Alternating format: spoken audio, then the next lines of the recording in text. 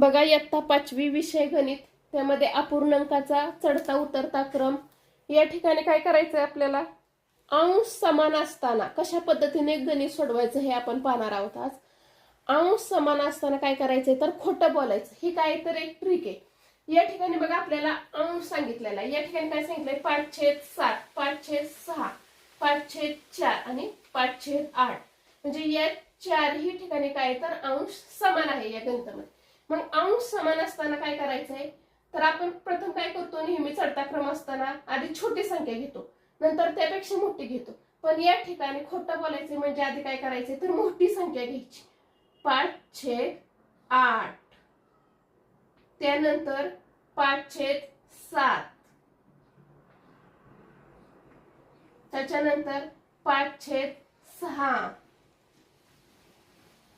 आणि 5/4.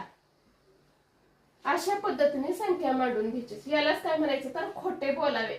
हा शब्द लक्षात ठेवल्यानंतर अंश समान असताना कशा पद्धतीने गणित सोडवायचं हे काय होईल तर आपल्या लक्षात येईल. आणि उतरता क्रम कसा तर ह्याच्याच उलट करून घ्यायचं. म्हणजे आधी काय होणार आहे, छोटी संख्या येणार आहे 5/4, 5/6,